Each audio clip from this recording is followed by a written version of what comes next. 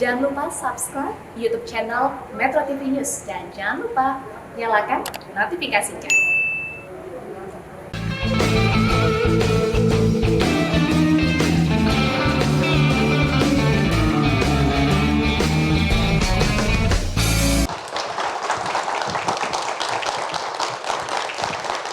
Hari ini saya hendak bercerita tentang sosok yang menjadi pahlawan kemajuan keluarga. Jadi apa yang mereka lakukan dimulai dari keluarga, tapi ternyata dampaknya bukan sebatas pada kemajuan keluarga mereka. Lebih dari itu, banyak orang yang merasakan manfaat atas apa yang mereka lakukan. Siapa pahlawan-pahlawan kita hari ini? Kita mulai dulu dari narasumber yang pertama. Mari kita sambut Ponijo. Mas Ponijo ditemani oleh Mas Wahyu dari Hafara ya. Mas Wahyu, terima kasih. Ya. Ya, ini dorong apa kursi rodanya dari kota mana ini? Bantul, Jogja, Pak. Oh, dari Bantul ini ya. Jadi kamu dorong udah 3 hari 3 malam ini ya. Jadi Mas Ponijo asalnya dari mana? Nah, Bantul. Bantul. Ya. Oh, jadi memang dari Bantul ya. Asli Bantul. Nah, kalau boleh tahu apa yang terjadi pada kaki? Ini dikagel dari lahir. Oh, dari lahir. Ya. Jadi waktu lahir sudah dalam Ya. kondisi kakinya tidak berfungsi normal seperti orang-orang yang lain ya. Ya. Jadi sekarang usianya berapa? Umur? 42. 42. Ya. Oke, jadi di kursi roda ya selama itu kira-kira ya. Sekolahnya terakhir apa? SD. Kelas berapa? Wahnang. Oh, sampai situ Ya. aja. Tidak melanjutkan ke Enggak. SMP. Kenapa tidak melanjutkan? Ini apa ya? Itu ngerekodkan tangan. Nopo Kan niku? digendong tuh. Ya. Oh, repot karena harus Ya. digendong-gendong. Gantian gitu. Oh. Orang tua pekerjaannya apa? Cocok teguh itu. Oh, buruh. Ya. Buruh di tanam teguh itu loh, Kak. Oh, nggih. Jadi Ya. petani ya. Ya. Ibu Ibu, itu tandur. oh nggih. Berarti dua-dua petani. Iya. Tani ya, dua-dua. Ya. Kalau pekerjaan sekarang apa? Pekerjaan sebagai tukang jual penjual koran dan jual kanebo di ya, kota pembersih kaca Kain, ya iya. biasanya ya. Ya. Sudah berapa lama jualan koran? Dah 10 tahun. 10 tahun. Saya mengundang Pak Ponijo atau Mas Ponijo ke sini karena saya dengar walaupun di atas kursi roda ya, penyandang disabilitas, Ya. tetapi membantu anak-anak ya yang tidak mampu, dari keluarga tidak mampu ya.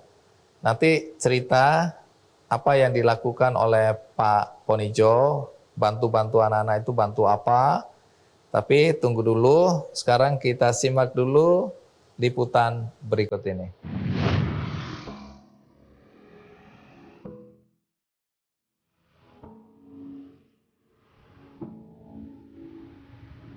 Teriknya matahari dan debu jalanan kota menjadi santapan setiap hari pria paruh baya satu ini.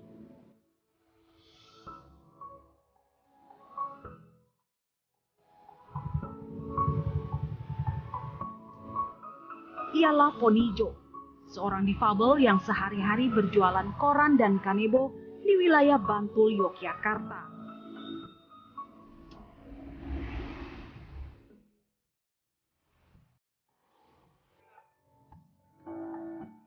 Di atas kursi rodanya, Ponijo harus menghidupi istri dan anak sematawayangnya.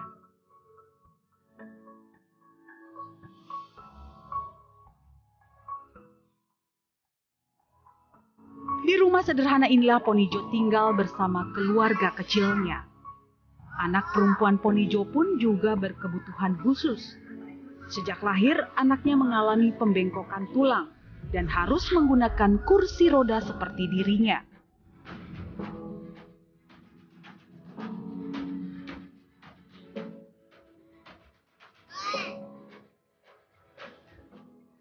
Sebelumnya Ponijo harus kehilangan anak pertamanya karena memiliki kelainan tulang. Dari kehilangan ini, Ponijo pun berjanji untuk membantu anak-anak duafa agar tidak kekurangan nutrisi.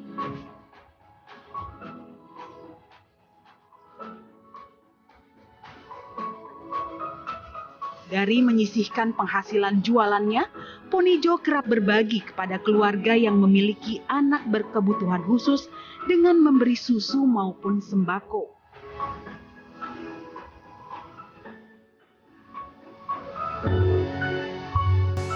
Awalnya itu kenal dari Hafara, itu melalui Mas siapa ya yang jadi sapam di Hafara itu bilang kalau di perumahan itu ada yang difabel, sudah nggak punya orang tua. Terus dari pihak Hafara itu datang kemari awal mulanya. Dari situ saya dikenalkan sama Pak Ponijo, dapat pemberian susu. Ya alhamdulillah bersyukur dapat bantuan susu dari Pak Ponijo.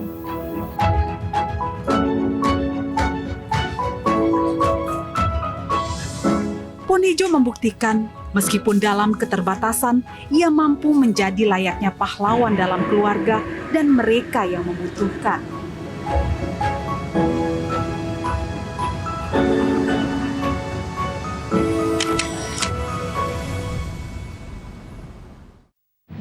Nah, Mas Wahyu, bisa cerita hubungan Hafara dengan Mas Ponijo ini bagaimana? Ceritanya kapan ketemu? Udah lama lah, era 2000-an, tahun 2000-an gitu. Nah, untuk Pak Ponijo sendiri kan dia merupakan dampingan dari Hafara, terus dia juga kita dampingi untuk Pak Ponijo, itu dia jualan, tapi dia menyisihkan 1.000-2.000 untuk berbagi ke anak-anak yang seperti tadi itu. Oke. Bahkan anak-anak berkebutuhan khusus ya, penyandang disabilitas juga ya. Hafara itu sendiri apa ya? Yayasan sosial, Pak. Yayasan sosial. Jadi membantu atau mendukung apa yang dilakukan oleh Pak Ponijo. Oke. Nah, Pak Ponijo punya anak 2 juga mengalami kelainan tulang. Ya. Yang satu meninggal. Yang satu ngindel, Pak. Itu anak ini tulang lunak. Tulang lunak. Ya, sang itu penyakit keturunan kakeknya. Oh. Paru-paru basah itu. Oh. Yang pertama Ya. meninggal. Yang pertama. Yang orang, ya. Tadi itu anak yang kedua ya. Yang Anak ini perempuan. enggak. Ini ada kelainan ini saraf Oh, kelainan otot, saraf. Pak. Ya. Umur berapa anaknya tadi Ini itu? umur 7 tahun. 7 ini tahun. Adiknya yang enggak ada itu. Oh, yang meninggal itu Ya. kelainan Yang meninggal itu umur 1 tahun. 1 tahun meninggal. Ya. Nah, Pak Ponijo, bagaimana dengan segala kekurangan? Ya. Ya, ini kan ada secara fisik, ya, penyandang disabilitas, terus kemudian jualan koran dan kanebo itu kan, ya, mau dibilang hasilnya kan tidak banyak.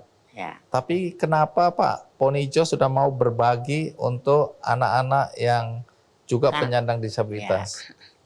Karena gini Kak, saya tuh sebagai orang tua ngerasa terharu sama anak-anak yang seperti tadi itu. Seperti saya anggap seperti anak sendiri gitu. Ya. Karena pernah mengalami ya, punya anak. Karena saya tuh Pak, saya tuh apa ya, dari lahir jadi ngerasakan perjalanan hidup saya itu seperti ini gitu. Baik, nanti cerita apa saja yang Pak Ponijo lakukan ya. Tadi kan bagi-bagi Ya. lebih banyak Itu susu, hasil sembako gitu ya. jualan itu juga ada tangan-tangan dari mahasiswa Oh. ngasih itu bantuan Bapak untuk disuruh ibadah itu Kak. Jadi ini sembako buat kasih kamu Pak, nanti dibagikan kepada anak-anak. Oke, jadi banyak pihak yang Ya. bantu termasuk mahasiswa ya. Ya. Baik, sekarang pekerjaannya apa? Saya hari-hari cari kotoran, Bung Andi. Hah?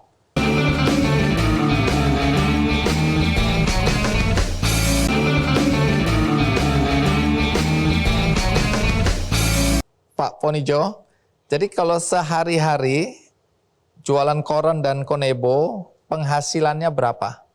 Itu 50. 50.000. Koran 50, kaneko 50. Oh, jadi Ya. 100.000. Yang 50 itu buat makan, Kak. Yang 50 saya kumpulin. Oh, disisihkan Ya. untuk apa? Ya. Untuk bantu-bantu anak-anak Ya. tadi.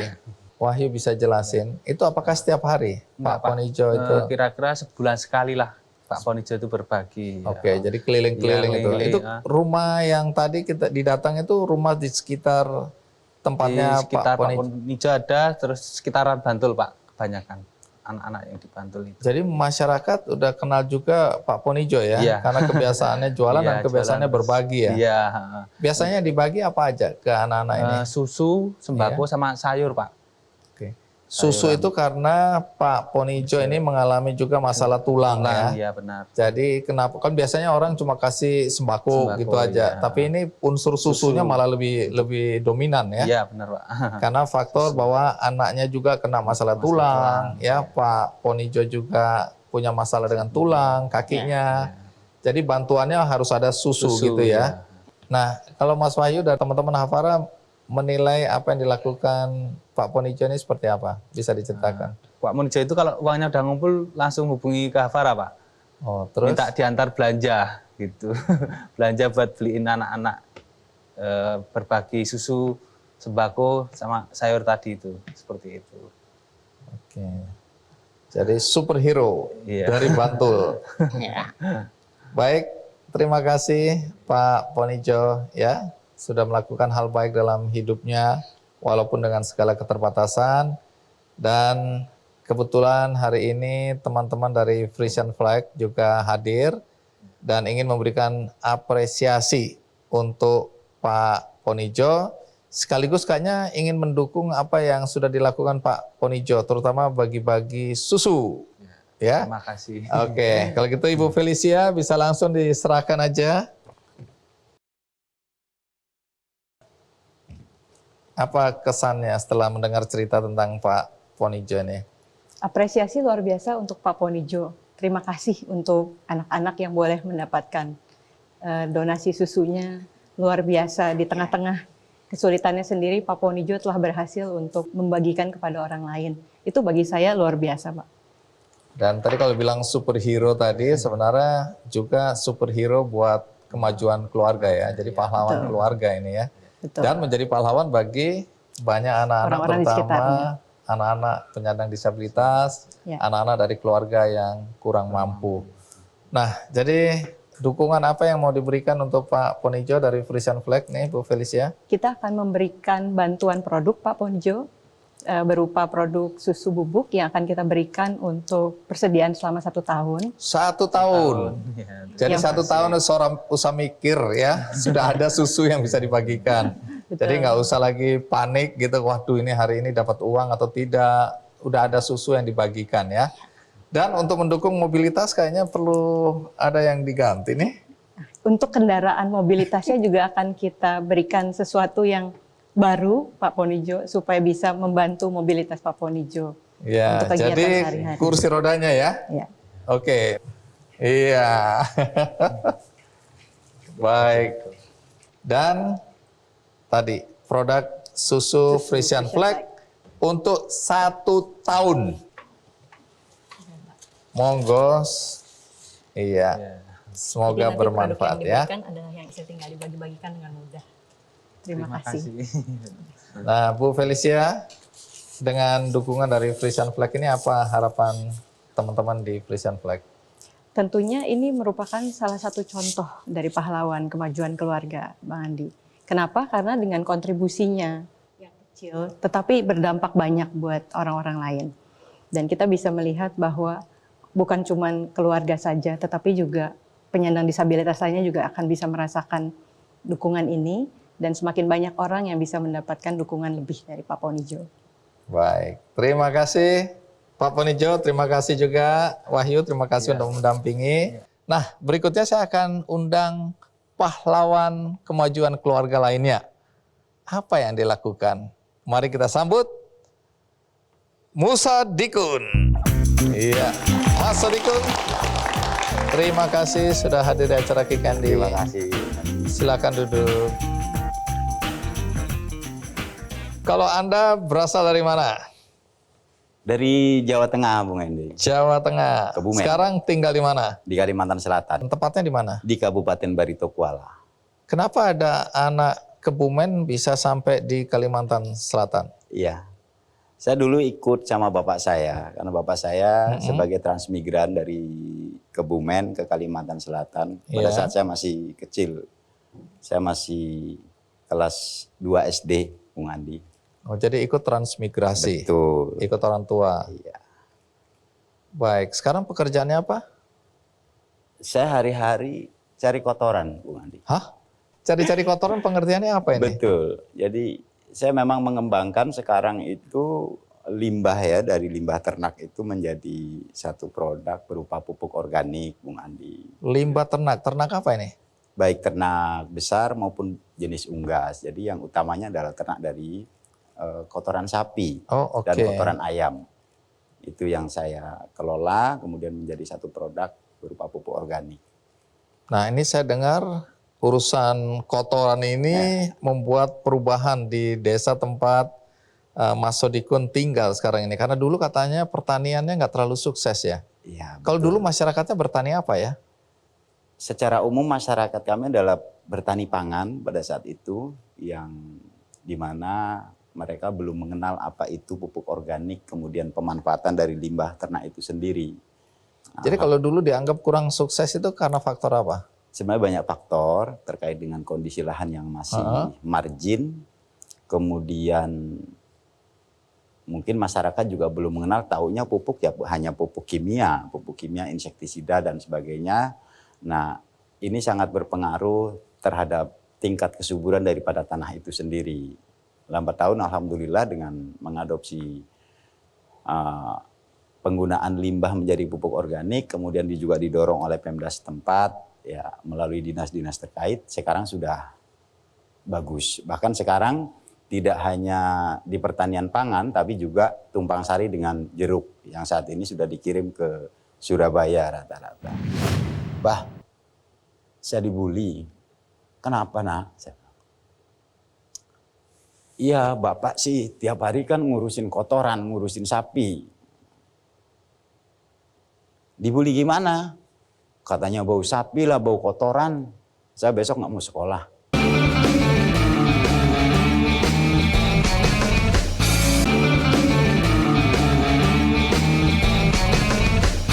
Terima kasih Anda masih bersama saya di acara Kikandi dan tamunya masih Mas Sodikun, putra Kebumen yang sekarang tentu saja menjadi warga Kalimantan Selatan ya.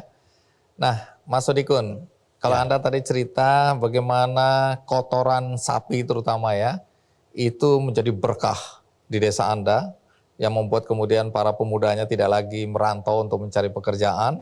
Tapi awal-awalnya saya dengar ini kan bukan kebiasaan masyarakat di sana ya, beternak ya. Mereka kan bertani ya. Bertani. Dan kemudian kotoran dari ternak ini sebenarnya dulu masalah ya. Sangat menjadi masalah. Bahkan saya dengar anak Anda dibully di sekolah karena bau maaf nih kotoran sapi betul, gitu ya. Betul. Nah tunggu dulu, ini kan dulu masyarakat tani.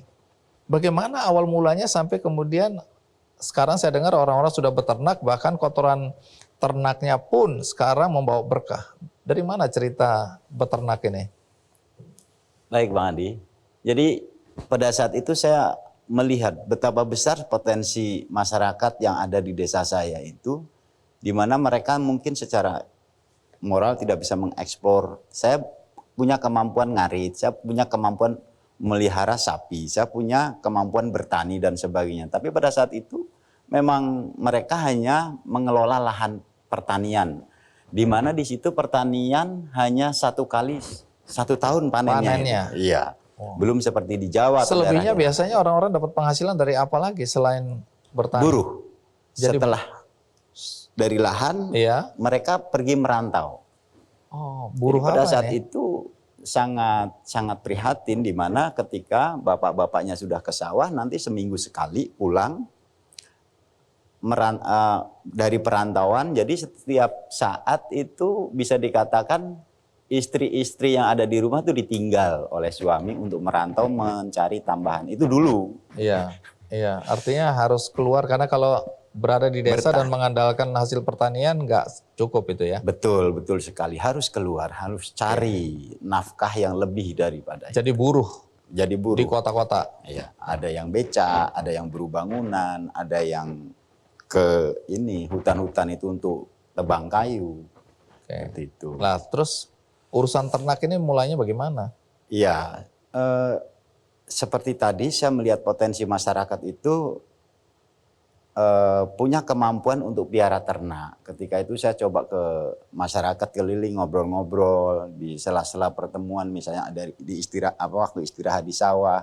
Sebenarnya Bapak bisa piara sapi nggak? Bisa. Dan secara umum ternyata memang bisa. Kemudian saya komunikasi dengan Dinas Peternakan Kabupaten Barito Kuala untuk agar masyarakat kami dibantu supaya terjadi peningkatan. Maaf, Mas Sodikun sebagai apa kok bisa mewakili warga masyarakat? Sebagai pribadi atau apa? Saat itu saya menjadi sekretaris desa. Oh, oke. Waktu itu, kalau Waktu sekarang itu. enggak. Saya sekarang lebih cenderung cari kotoran saja deh. Oh, oke. Jadi sebagai sekretaris desa mulai menghubungi Dinas terus, terkait. Dinas. Iya. Kemudian apa yang terjadi? Nah, alhamdulillah sih untuk hari pertama saya bertemu dengan kepala dinas waktu itu, Dinas Peternakan, saya dimarahin. Dimarahin, Bung Kenapa? Andi. Iya, katanya karena pada saat transmigran itu datang itu sudah dibantu dengan ternak, tapi pada saat itu ternyata sampai beberapa tahun kemudian tidak ada perkembangannya, bahkan banyak yang hilang atau mati karena memang kondisi lahannya memang belum siap untuk dimasuki atau dikasih sapi karena memang airnya juga asam, pH-nya rendah, kemudian rumput-rumput juga masih belum bisa dimakan oleh yang tumbuh itu Jadi tidak. nggak ada pakan ternak Iya, lah, tidak nggak ada ada pakan itu ya. ternak. Nah, sehingga banyak yang mati. Nah, Oke, kemudian terus? saya lanjutkan ke pertemuan kedua 1 minggu atau setengah bulan kemudian. Nah, baru yang ketiga diiyakan. Dapat bantuan. Dapat bantuan. 1 tahun kemudian saya mendapat bantuan dari Dinas Peternakan dengan jumlah 36 ekor rasanya. Oke, terus apa yang dilakukan? 36 ekor dengan catatan buktikan bahwa ini harus berhasil. 1 tahun kemudian dipelihara oleh teman-teman, termasuk saya juga piara pada saat itu. Saya melihat perkembangannya cukup bagus, sapi Bali itu. Apa yang membuat kemudian sukses gitu loh? Apa Iya. perubahan yang dilakukan oleh Mas Sodikun?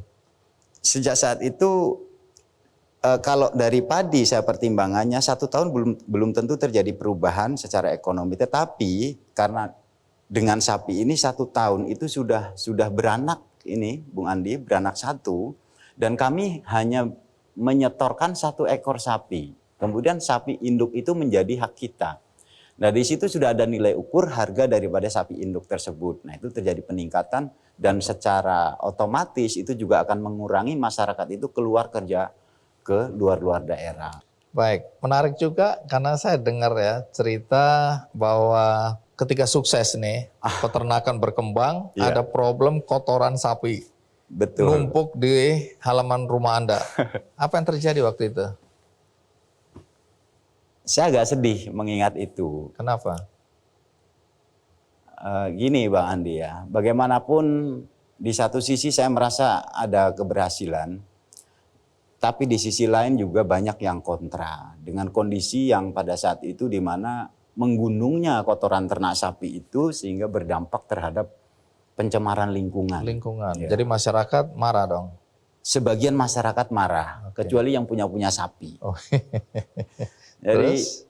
ketika marah itulah saya ditantang bagaimana mengelola limbah ini menjadi satu produk yang nantinya punya manfaat buat masyarakat, buat diri saya terutama. Sementara anak saya pada saat itu sekolah di SMA kelas 1 waktu itu. Dan pulang dari sekolah itu,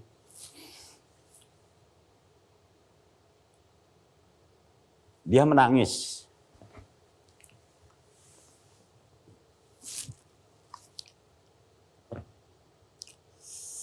Menangis karena dibully.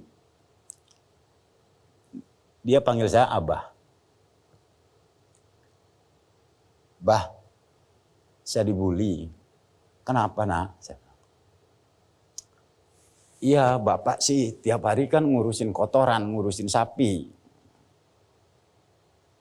"Dibully gimana?" "Katanya bau sapi lah, bau kotoran. Saya besok nggak mau sekolah." Sebagai seorang ayah itu, Bung Andi, saya sakit. Tapi mungkin memang mereka lah yang harus memecut dengan bahasa-bahasa seperti itu. Saya harus bijak. Kemudian saya besarkan anak saya dengan kata-kata. Besarkan hatinya ya. Iya, saya besarkan hati dia supaya tidak putus asa ketika dibully. Kan tidak 1-2 kali. Mungkin karena mereka tuh banyak melihat ya. Dan sering bantu. Kemudian mungkin juga ya namanya juga anak-anak. Jadi dibully, ya kamu bau sapi. Jadi nggak tahan ya anak dibully nih. Betul. Terus apa yang Anda lakukan setelah sedih melihat anak dibully? Iya, saya menjanjikan sesuatu kepada anak saya. "Sekolahmu jangan berhenti, Nak. Abah akan buktikan nanti beberapa fakultas di Kalimantan Selatan itu akan banyak belajar ke gudang kita nantinya. Jangan khawatir." Alhamdulillah. 1 tahun kemudian saya proteksi sedemikian rupa sehingga menjadi sebuah produk dan saya uji labkan. Kemudian saya juga komunikasi dengan Dinas Pertanian agar mengadopsi produk kami. Dan pada saat itulah mulai muncul bahwa produk tersebut merupakan produk-produk yang memang diperlukan oleh sektor pertanian. Jadi produk apa ini dari kotoran sapi nih? Saya jadikan pupuk kompos. Pupuk kompos. Betul, Terus? kompos organik. Kalau limbah padatnya, kemudian yang cairnya juga saya juga bikin dari urin sapinya itu, saya bikin untuk pestisida organik. Oh, jadi manfaatnya ternyata lumayan juga ya.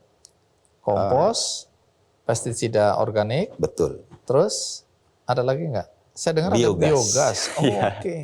Untuk biogas. Biogas. Oke. Ini pengetahuannya dapat dari mana? Saya dari BPTP Kalimantan Selatan utamanya sebagai pendorong utama untuk bagaimana membuat sebuah teknologi selain daripada otodidak. Oke, nanti ceritakan. Kita simak dulu tayangan berikut ini.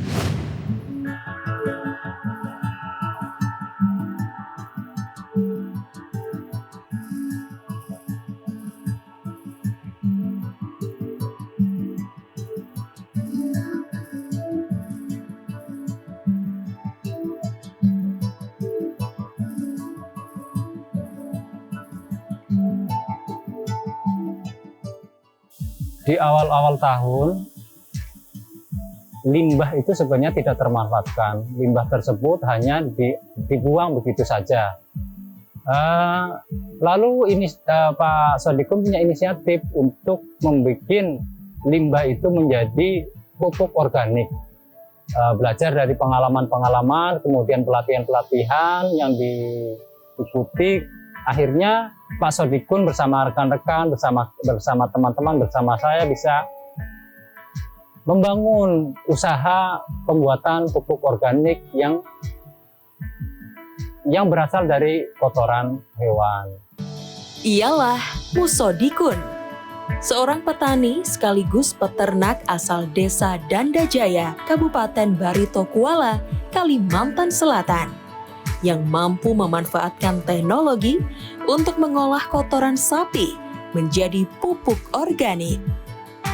Ketua Gabungan Kelompok Ternak Wijaya Kusuma ini juga mengajak para petani dan peternak di desanya untuk memanfaatkan teknologi pembuatan pupuk kompos dan biourin. Selain produksi pupuk untuk dijual, Musodikun juga mengajak petani menggunakan pupuk organik tersebut di lahan pertanian untuk mengurangi penggunaan pupuk kimia. Tak hanya itu, Musodikun juga kerap mengedukasi para petani tentang bercocok tanam secara efektif dan efisien. Mengubah kotoran sapi menjadi pupuk bernilai ekonomis membuat perekonomian Musodikun dan juga petani di desanya semakin meningkat. Kalau dulu ibaratnya untuk belanja aja ya sulit lah. Apalagi kalau untuk sambil nyekolahkan anak itu kan tambah gede, keperluannya tambah banyak. Jadi ya sempat hutang juga sana sini. Ya, alhamdulillah kalau sekarang dengan adanya usaha Bapak yang sekarang masih di jalan ini, orderannya lebih banyak itu kan bisa menabung untuk hari-hari, juga bahkan bisa nabung gitu, untuk keperluan anak sekolah. Ibarat tak perlu menjadi superhero untuk menjadi pahlawan. Kegigihan Musodikun membuktikan ia mampu menjadi pahlawan bagi keluarga, bahkan menjadi pahlawan bagi sekitarnya.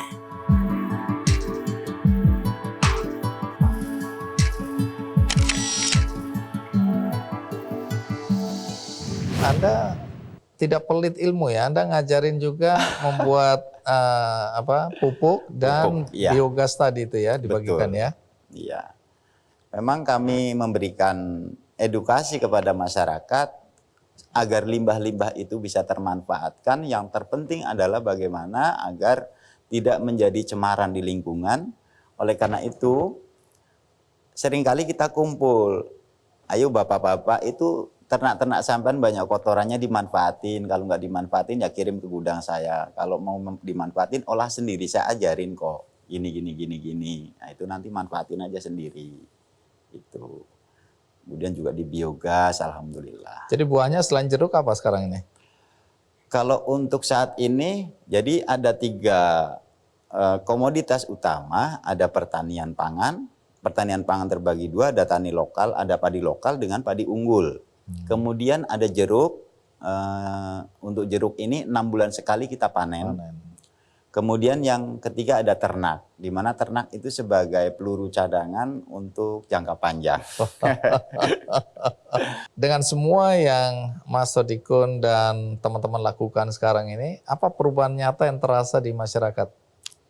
Ini menjadi satu kebanggaan. Secara umum masyarakat saya betul-betul dia ingin membangun desanya, berada di satu tempat, tidak lagi merantau membangun desa lain.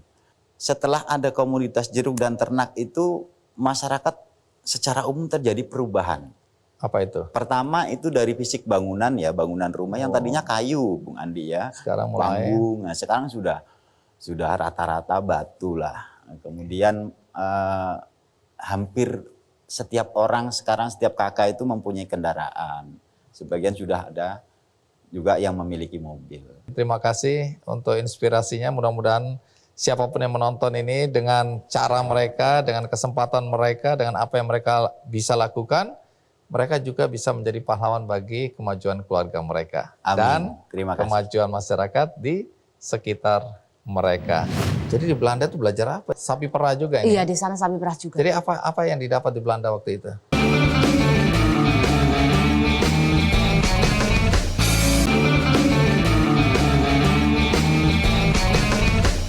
Tamu berikutnya seorang perempuan, peternak.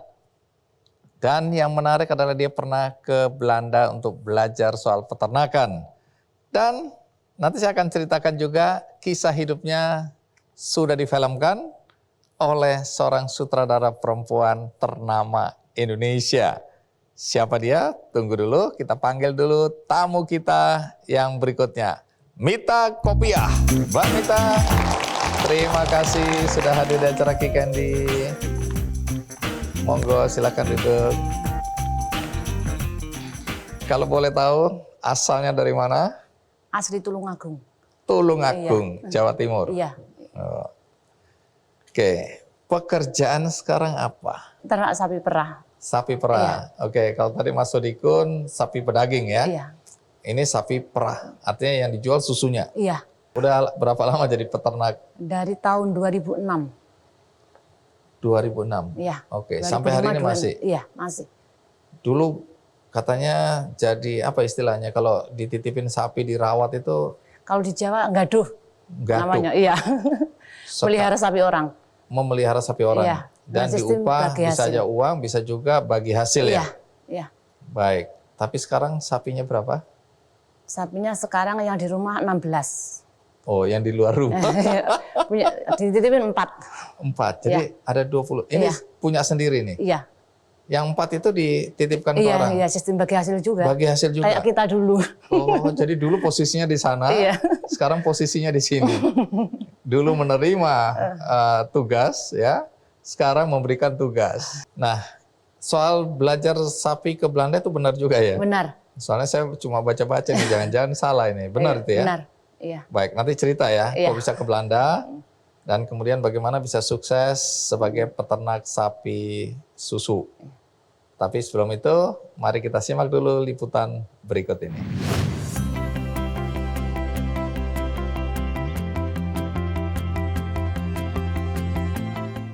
Menjadi ibu rumah tangga bukanlah halangan untuk sukses dalam berkarir. Ialah Mita Kopiah, perempuan asal desa Penjor, Kabupaten Tulung Agung, Jawa Timur. Ibu anak satu ini adalah sosok perempuan yang tangguh. Selain menjadi ibu rumah tangga, ia juga seorang peternak sapi perah. Karirnya sebagai peternak perempuan terbilang sukses. Ia mampu mensejahterakan ekonomi keluarganya. Dibantu sang suami dan anaknya, setiap harinya ia bisa memperoleh 75 sampai 100 liter susu sapi. Tahun 2005, Mita memulai karir sebagai peternak. Awalnya hanya merawat dan memerah sapi milik orang lain. Hingga pada tahun 2018, Mita resmi menjadi peternak perempuan binaan Frisian Flag Indonesia melalui Koperasi Bangun Lestari. Pada tahun 2019, Mita terpilih sebagai peternak perempuan untuk mendapatkan kesempatan pelatihan di Belanda. Setelah ikut di dalamnya, Bu Mita dinilai daripada PAN gitu ya, harus itu dia dinilai menjadi peternak yang menonjol dan juga dia pekerja keras di rumahnya. Bu Mita ternyata bagus, jadi artinya kualitas susunya bagus, kuantitinya bagus, ya katakanlah masuk spek FFI. Akhirnya dia dipilih lah, dikirim ke Belanda itu. Dan itu satu-satunya peternak Jawa Timur yang dikirim ke Belanda. Berbekal ilmu yang dimiliki, Mita pun membagikannya kepada peternak lainnya. Mita menunjukkan perempuan yang tangguh harus memiliki kualitas diri dan kemauan belajar yang tinggi.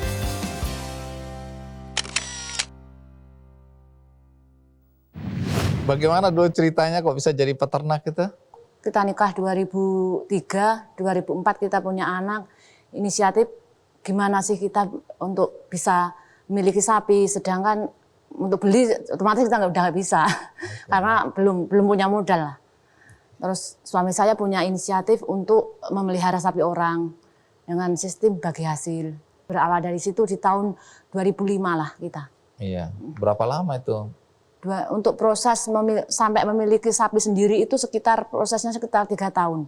Karena ini rajin, terus kemudian kualitas susu sapinya bagus, pekerja keras, maka diusulkan kelihatan oleh koperasi untuk ikut dalam program ke Belanda. Itu program apa itu? Itu program dari FFI, ada program kayak Frisian Flag Indonesia. F2F, Farmer to Farmer.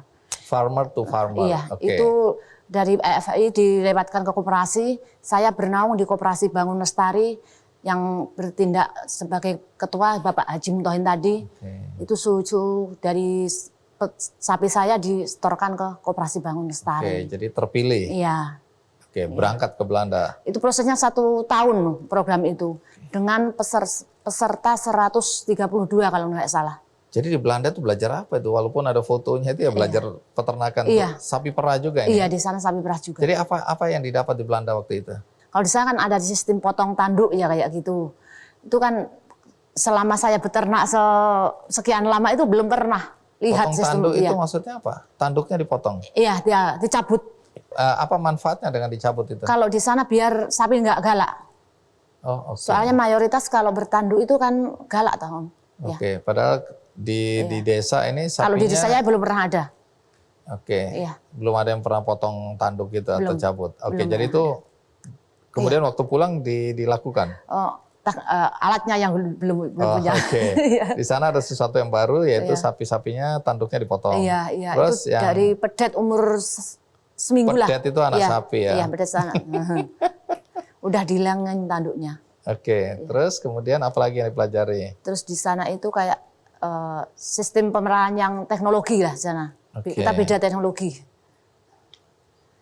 Terus apa katanya tidak diikat hidungnya? Iya. Dulu waktu sebelum ke sana, kita ke sana itu kan kalau sapi di daerah saya itu mayoritas kan hidungnya dicocok gitu ya, untuk menjinakkan katanya. Diikat mungkin, gitu ya. Iya. Tapi kalau di Belanda enggak? Enggak ada, sapi itu liar. Terus apa manfaatnya diikat dan tidak diikat itu apa? Sapi lebih nyaman. Kalau di sana kan kayak hidup di alam bebas lah.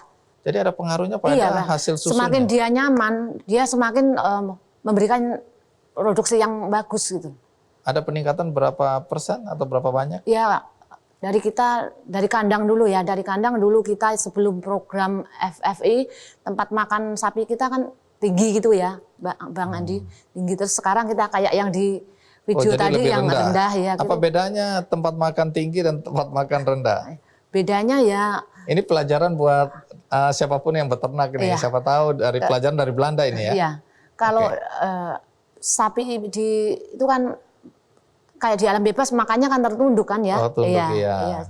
Kalau di kandang tinggi. Sedangkan kita buat dia akan di alam bebas gitu loh. Nah, kalau angka atau berapa liter gitu bisa diceritakan sebelum belajar dari Belanda, kemudian setelah belajar dan diterapkan di biasanya kita di puncak-puncaknya itu sekitar 12 sampai 13 liter di puncak. Dulu. Iya, per ekor sapi. Per satu ekor sapi sehari, sehari. Itu 12 sampai 13, itu maksimal 15 liter. Maksimal 15 liter. Setelah ada perubahan sekarang ada perubahan ini, ada yang nyampe di puncaknya per ekor sapi ada yang sampai 21, 22 liter. Jauh sekali perubahannya ya.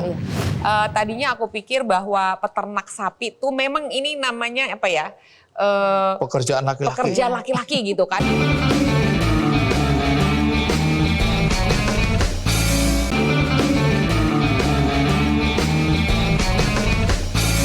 Mbak Mita, ini menarik karena dari cerita tadi pengalaman hidup susah dulu hidupnya ya untuk bisa beli 2 sapi aja harus jual motor. Tapi kalau menurut kepala koperasi tadi kan Mbak Mita termasuk orang yang pekerja keras. Dan kalau kita lihat tadi kan angkat rumput apa itu sendiri ya. Iya. Jadi bukan karena udah punya 20 sapi ongkang-ongkang aja enggak ya. Kerja keras jalan terus. Ada yang bantuin untuk cari rumput, kita punya ada yang bantuin. Tapi kalau yang di kandang untuk peras, untuk urusan kandang itu saya sama suami saya. Oke. Nah, sedang dengar kisah Mbak Mita dijadikan film ya. Iya. Sutradaranya adalah Nia Dinata. Nia, ini akhirnya sang sutradara ya. Yang udah 40 tahun nggak ketemu sama aku ya. Ini juga Bu Mita baru ketemu sekarang. Baru ketemu ya. Video call. Karena kan pandemi. Sementara ceritanya sudah Nia tahu betul itu ya. Iya, karena kita video call lama banget. Jadi benar itu bikin film ya. Iya, awalnya karena ngobrol sama Ibu Felicia kan, bahwa ada peternak sapi perempuan tuh di Indonesia ternyata lumayan banyak ya Bu. Aku sampai kagum loh. Oh tadinya kamu nggak tahu? Nggak menyangka, maksudnya gini, tadinya aku pikir bahwa peternak sapi tuh memang ini namanya apa ya?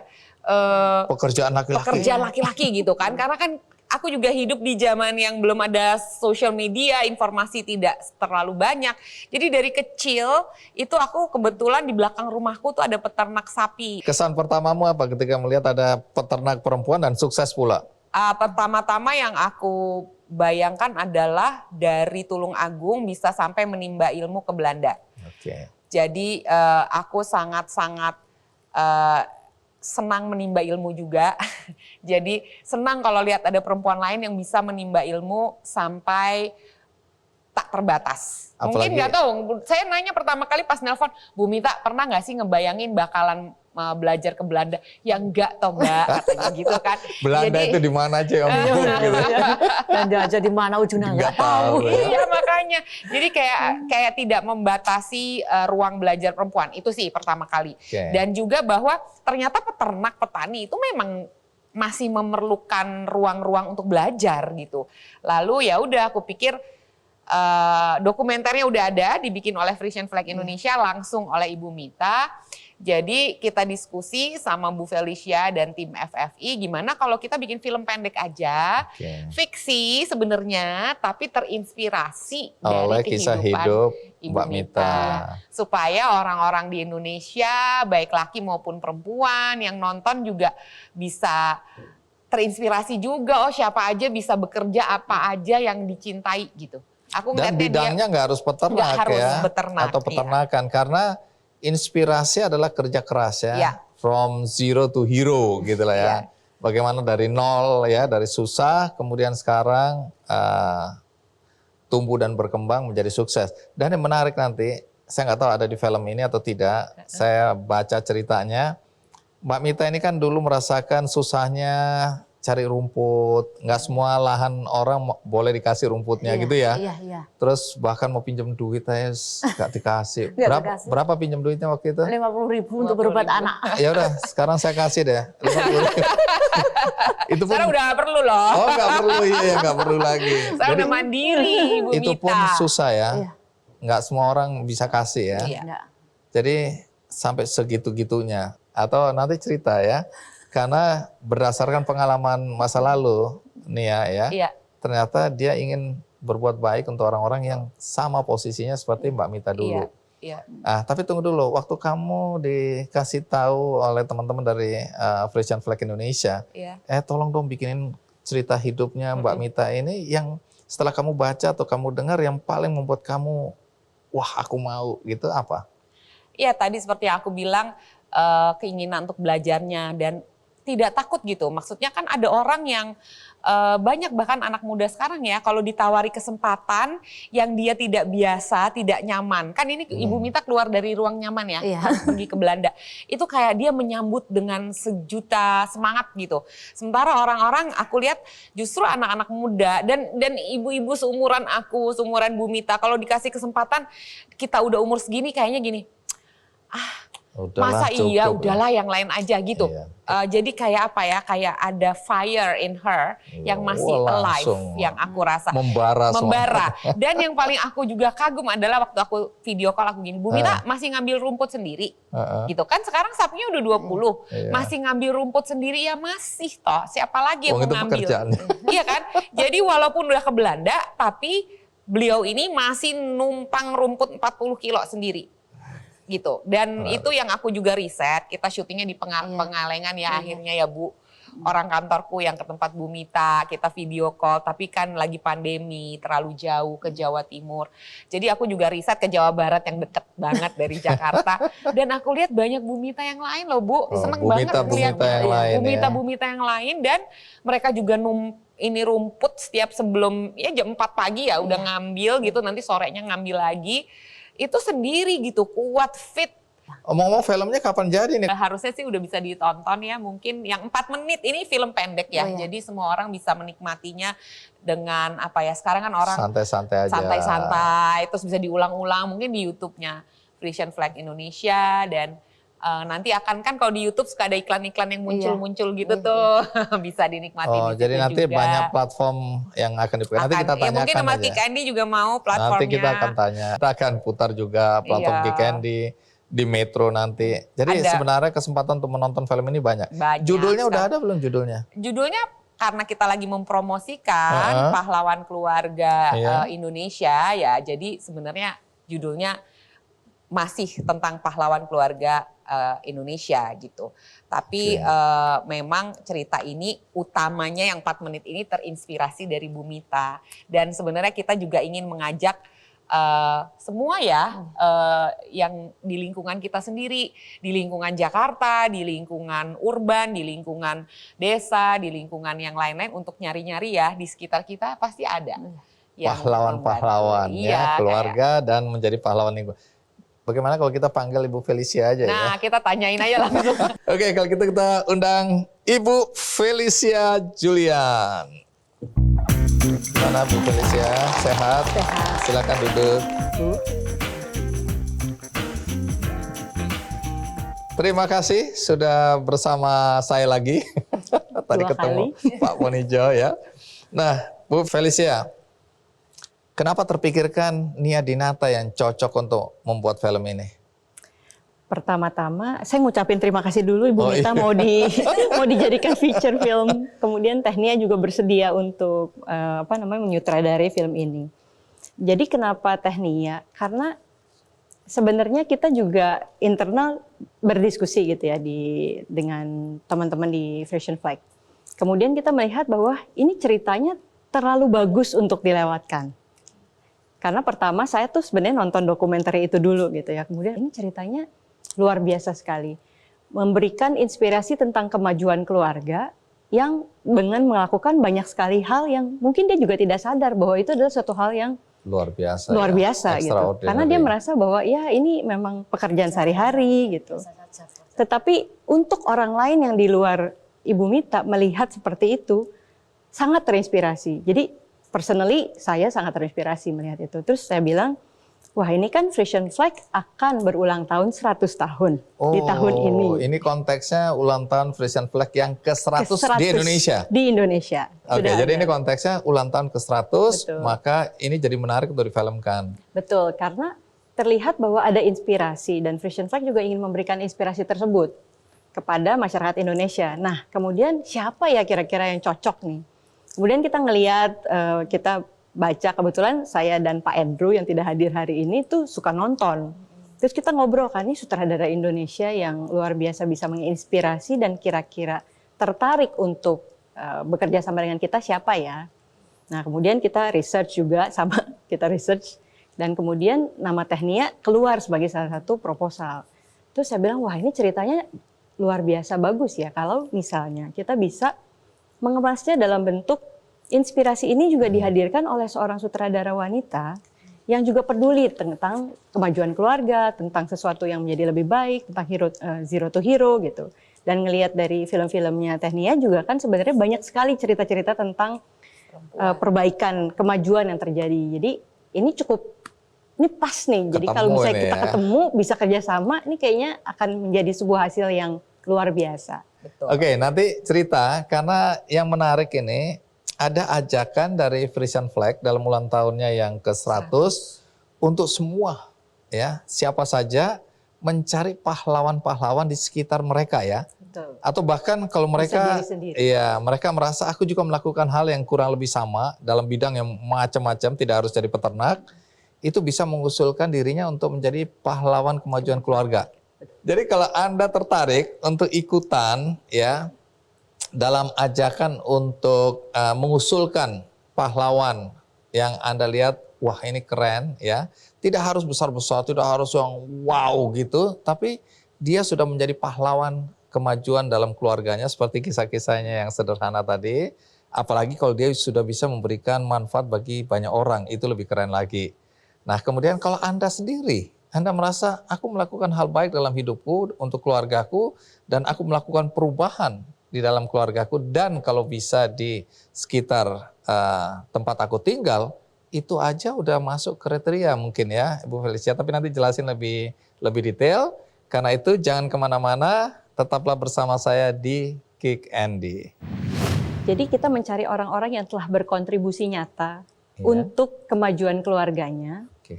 Dan kalau bisa juga sudah berdampak positif terhadap lingkungan sekitarnya. Di 3 pilar sehat, sejahtera, dan selaras.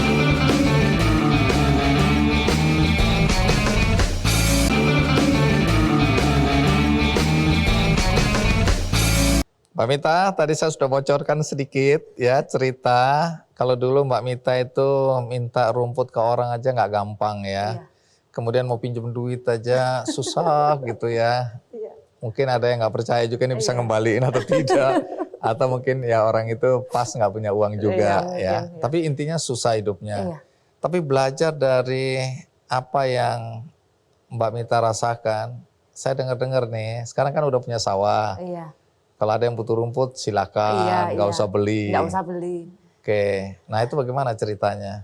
Ya kadang ya di pedesaan ada yang lahannya sedikit kan ya, terbatas Bang, ada yang kadang dia tanya mau beli rumput kan, misalnya ada yang udah kelebihan rumput, kelebihan saya beli ya Mbak gitu ya. Ya udah usah dibeli, diambil aja gitu. Ambil aja seperlunya gitu. Iya. Terus gitu, ya. Gratis itu Ya, ya. gratis. Karena kita tahu di mana saat posisi susahnya kita yang bertahun-tahun yang lalu lah. Karena pernah merasakannya jadi pernah berempati ya. posisi yang amat sangat sulit. Pesan utama apa yang mau disampaikan melalui film ini? Bahwa kita itu sebenarnya pertama-tama harus gigih.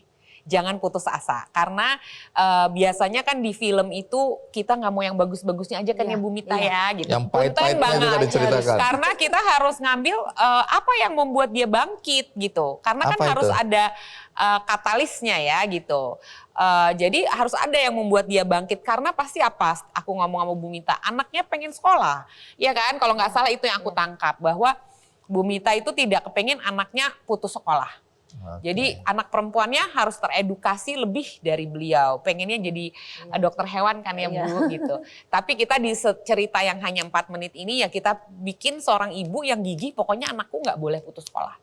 Anakku harus bisa mengejar cita-citanya gitu. Keren ya. Nah Bu Felicia, tadi kami masih bingung-bingung. Ini kalau orang mau nonton film ini di mana ini? Atau di mana saja? Jadi salah satunya tentunya di acara ini, tetapi juga akan ada di digital. Jadi di seluruh sarana digital bisa ditonton, dan tentunya di aset dari Frisian Flag. Jadi websitenya Frisian Flag ataupun Facebooknya Frisian Flag juga akan ada film ini. Oke, dan saya yakin di media sosial nanti ini banyak sekali ya menyebar. Nah, soal tadi ajakan untuk siapapun juga mengusulkan pahlawan kemajuan keluarga mereka. Ya. Ini nanti kira-kira berapa banyak pahlawan keluarga yang dicari?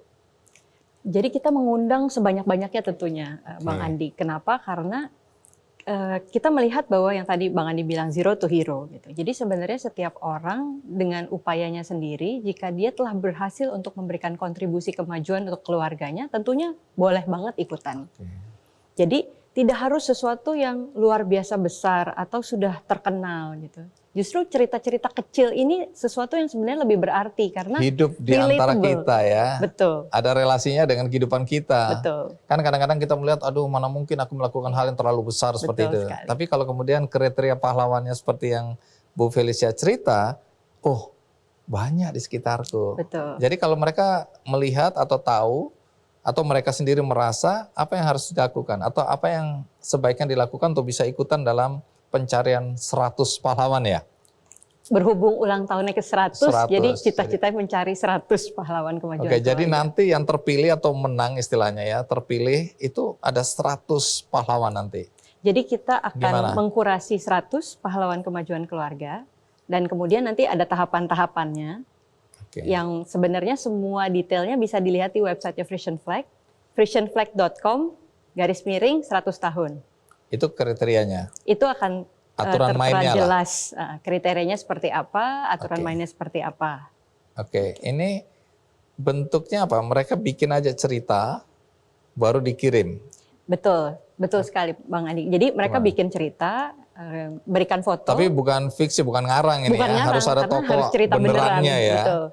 Dan mereka boleh mengajukan baik dirinya sendiri maupun orang lain yang mereka lihat di sekitar mereka, kirimkan ke email yang ada di website tersebut. Nanti tim seleksi akan menghubungi untuk memverifikasi data dan juga untuk melihat apakah kriteria tersebut cocok. Karena kita sebenarnya mempunyai 3 pilar yang kita ingin pastikan bahwa ini juga terkomunikasi, yaitu karena Frisian Flag punya cita-cita untuk mewujudkan Indonesia yang sehat, sejahtera, dan selaras. Jadi pilarnya juga ada di 3 ini. Oke. Jadi apa sehat, aja itu? Sehat, sejahtera, dan selaras. Selaras. Jadi nanti cerita-cerita kepahlawanan ini berkaitan dengan 3 pilar ini. Berkaitan dengan 3 pilar ini, Oke. betul. Jadi coba rumuskan dengan sederhana kriteria pahlawan yang dicari oleh Frisian Flag ini apa? Jadi kita mencari orang-orang yang telah berkontribusi nyata untuk kemajuan keluarganya. Dan kalau bisa juga sudah berdampak positif terhadap lingkungan sekitarnya. Di 3 pilar sehat, sejahtera, dan selaras. Boleh salah satu, boleh 3-tiganya. Boleh 2 atau dari 3 juga boleh. Boleh ngirimin usulan 3, 4, 5 pahlawan atau harus Boleh. 1? Oh boleh ya? Lebih dari 1 boleh? Boleh lebih dari 1. Terus nanti pahlawan-pahlawan yang terpilih atau yang mengusulkan itu ada penghargaannya atau tidak? Jadi untuk yang nanti terpilih melalui dewan juri, Iya. jadi nanti ada ada penjurian dewan tertutup, jurinya nanti dewan ya. jurinya akan memilih. Nah, seleksi ini sebenarnya saya mungkin tidak akan menyebutnya menang dan kalah ya, Bang Andi. Iya. Karena Yang menang kalah kan terpilih lah. kesannya kayak perlombaan Iya. gitu. Karena mereka sebenarnya sudah menang di lingkungannya masing-masing dan di keluarganya masing-masing. Jadi tetapi adalah cerita-cerita inspiratif yang bisa menjadi perwakilan atau representasi dari 3 pilar tadi dan juga untuk berbagai provinsi di Indonesia. Nah, mereka ini akan kita pilih untuk 5 besar yang akan kita berikan penghargaan yang kita sebut Arkatama. Apa artinya itu? Nah, Arkatama ini artinya adalah permata yang menerangi keluarga. Jadi kenapa? Karena kita ingin bahwa kemajuannya ini kan terjadi di keluarganya. Dan tentunya orang yang membawa kemajuan ini adalah orang-orang yang bisa berdampak positif dan menerangi keluarganya. Karena itu mereka kita sebut akan menerima penghargaan Arkatama. Baik, menarik sekali. Nanti lebih lengkapnya bisa dilihat di frisianflag.com/100 tahun. Tapi ngomong ini jangka waktu pencarian ini dibuka mulai kapan dan berakhir kapan ya? Mulai sekarang pada saat Bapak dan Ibu menonton acara ini, Iya. jadi ini kick off-nya di KKN, betul sekali. Sampai dengan akhir Mei tahun ini. Oke, sekali lagi terima kasih Mbak Mita, terima kasih Nia sudah Bang berbagi Andi. di sini. Terima kasih Bu Felicia.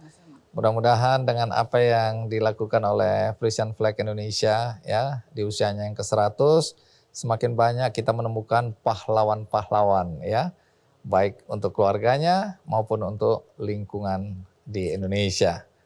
Jadi saya juga mau menjadi pahlawan dengan berbagi buku. Bukunya Hidup Sederhana hadir di sini dan saat ini. Nah, ini hidup sederhana seperti Ibu Mita, nanti punya sapi 20. Ternyata juragan sapi. Juragan sapi. Baik, kalau Anda menginginkan buku ini, caranya mudah. Anda tinggal ikut kuis di Instagram, Twitter, dan Facebook Kick Andy. Kemudian bagi Anda yang tadi menonton episode kali ini dari tengah, tidak dari awal, jangan juga khawatir karena episode kali ini ditayang ulangkan di metrotvnews.com. Dan ada cuplikannya di YouTube Kick Andy Show. Bagi Anda yang juga ingin berbuat baik dan menjadi pahlawan bagi orang lain, maka Anda juga bisa membantu saudara-saudara kita dengan berdonasi di benihbaik.com bagi rumah bersalin cuma-cuma dan pemenuhan gizi anak-anak duafa yang saat ini membutuhkan uluran tangan. Klik benihbaik.com dan Anda bisa cari rumah sakit bersalin cuma-cuma. Semoga perbuatan baik Anda mendapatkan imbalan yang setimpal dari Tuhan Yang Maha Pengasih.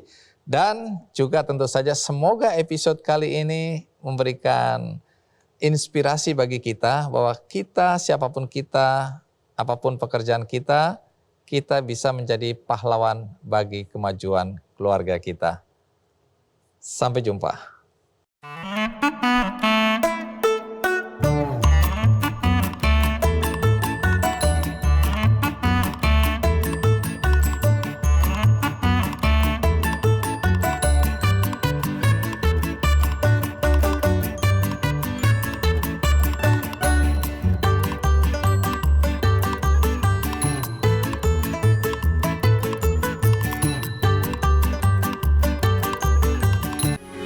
Metro TV.